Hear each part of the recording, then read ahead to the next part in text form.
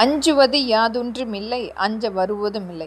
அனைத்திந்திய அண்ணா திராவிட முன்னேற்றக் கழகம் மக்களுக்காகவே உருவாக்கப்பட்டு மக்களுக்காகவே வாழ்ந்து சென்றவர்கள் நம்மளுடைய தலைவர்கள். இன்றைக்கு நம்மளுடைய மாண்புமிகு மரியாதைக்குரிய டாக்டர் எம்ஜிஆர் ஐயா அவருடைய அனைத்து வகையான சொத்துக்களையுமே அனைத்து வகையான மக்களுக்குரிய திட்டங்களை முழுமையாக மக்களுக்காகவே கொடுத்து சென்றவர். அவருக்கடுத்து நம்மளுடைய மரியாதைக்குரிய மாண்புமிகு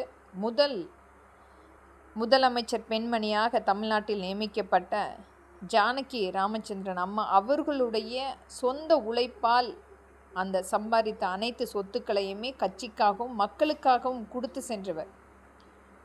அவருக்கு அடுத்து தொண்டர்களாக நியமிக்கப்பட்ட ஜெயலலிதா அம்மா, அவருக்கு அடுத்து நம்மளுடைய எடப்பாடி அனைவருமே அந்த கட்சியினுடைய நலனுக்காக உழைத்து கொண்டிருக்கின்றார். கடினமான காலகட்டமாக இருந்தாலும் அந்த கட்சியை முழுமையாக மக்களுக்குரிய ஒரு மிகப்பெரிய நலத்திட்டங்களை கொண்டு போய் சேர்க்க வேண்டும் என்று முழுமையாக உழைத்து கொண்டிருந்தவர்கள்.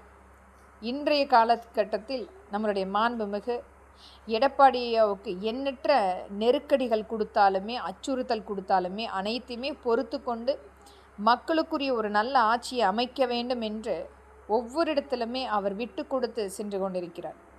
இந்த பாரதிய ஜனதாவினுடைய அச்சுறுத்தல் மற்றும் ஒரு மிகப்பெரிய ஒரு கட்டாயத்தை ஏற்படுத்தி கூட்டணி கட்சியாக வர வேண்டும் என்று நம்மளுடைய கட்சியில் அவர்களுடைய கட்சியை இணைக்க வேண்டும், அதை எப்படியாவது எடுக்க வேண்டும் என்பதற்குரிய இந்த எஸ்பி வேலுமணி போன்ற நபர்களை வைத்து ஒரு கபட நாடகம் மட்டுமே அரங்கேறியது.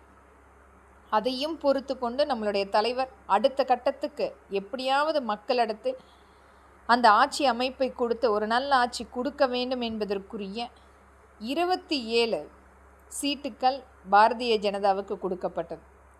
ஆனால் இவர்களுடைய சாமர்த்தியம் அஸ்ஸாம், வெஸ்ட் பெங்கால், புதுச்சேரி, தமிழ்நாட்டு அனைத்திலுமே அந்த எலக்ட்ரானிக் ஓட்டிங் சிஸ்டத்தை இவர்களுடைய கட்டுப்பாட்டில் எடுத்து இவர்களுக்கு சாதகமாக பயன்படுத்தி தமிழ்நாட்டில் திராவிட கட்சிகள் இருக்கக்கூடாது என்பதற்காக புதிதாக ஒரு கட்சியை கொண்டு வந்து நியமனம் செய்யப்பட்ட உண்மை.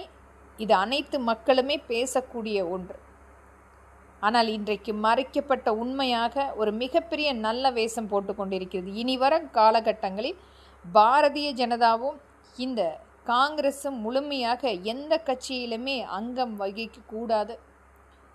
இதற்குரிய முழுமையான இவர்களுடைய ஒரு முன்னேற்பாடாக இந்த 2 கட்சிகளும் சேர்ந்து ஒரு மிகப்பெரிய சாதுரியமாக திராவிட கட்சிகளை அழிக்க வேண்டும் என்று நினைத்து கொண்டிருக்கின்றார்கள். நம்மளுடைய ஒரு மிகப்பெரிய கொள்கை நோக்கோடு நம்முடைய புரட்சி தலைவரை வழிநடத்தி ஒரு நல்ல திட்டங்களை மக்களிடத்தில் முழுமையாக நம்மளுடைய புரட்சி தலைவி அம்மா விட்டு சென்றதை இன்றைக்கு நம்மளுடைய எடப்பாடி அவருடைய தலைமையில் அந்த தொண்டர்கள் உழைத்து கொண்டிருக்கின்றார்கள். ஆனால் சாதுரியமாக பாரதிய ஜனதா அனைத்து இந்திய அண்ணா திராவிட முன்னேற்றக் கழகத்தை கைப்பற்ற வேண்டும்.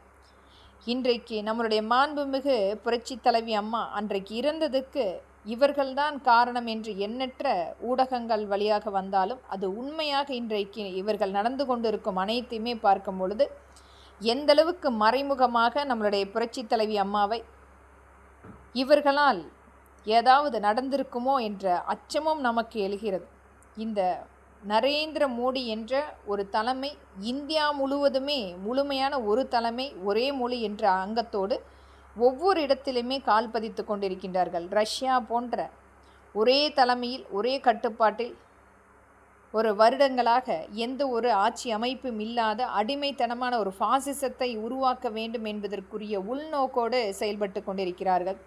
இனி வரக்கூடிய காலகட்டம் அனைத்துமே மற்ற மாநிலங்கள் அனைவருமே இந்த பாரதிய ஜனதாவினோட கூட்டமைச்சு ஒரு ஆட்சி அமைப்புக்கு முன் வந்து பேசக்கூடாது. அதே மாதிரி இந்த காங்கிரஸ் அனைத்தையுமே நிராகரிக்க வேண்டும்.